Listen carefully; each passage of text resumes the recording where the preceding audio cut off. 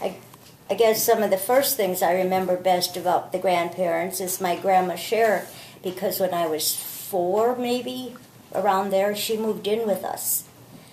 And so she lived in the same house and taught me how to play a card game. She taught me how to thread a needle and make a knot at the end and do a little sewing. I would see her every day, so that was nice. I used to sit and watch her eat oatmeal, and she could never swallow a pill, so she'd hide it in her oatmeal and gloop all at once like that. We would visit the other Grandma and Grandpa Berquist about every other weekend. They lived in Bayport.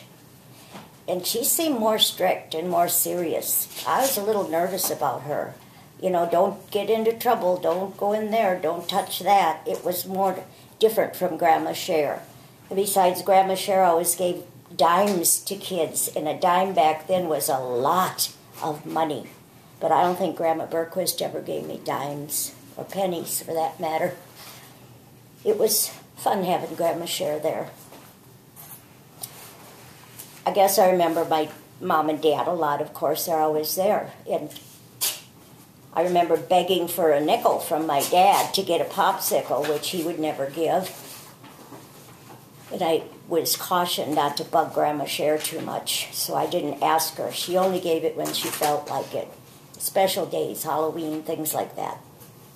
Oh, and I remember the time in the fall we were jumping in leaves. Grandma Scherer watched us a lot. My mom and dad maybe took a little advantage of her being there and would go places while she babysat.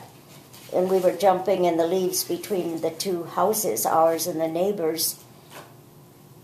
And I got too close to the house and scraped my cheek. It was stucco, and it was just all bloody and bleeding. And Grandma took me in her lap and held me in the rocking chair on the porch and held a cloth up against it and rocked me.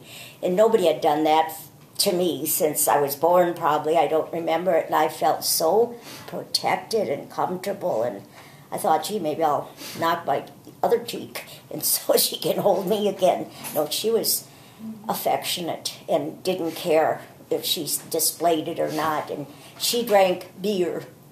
And she loved Whoopie John, the guy who played music and polkas and stuff. That was fun.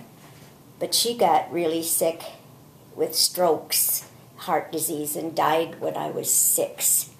And that was a sad time for us, because she had lived close in our house, and it was like another mother, you might say. So that period was over. Then I got best friends. Eleanor Hendricks was a good friend. Every once in a while we'd get in trouble and fight with one another, but the whole neighborhood would stand around to watch this great show.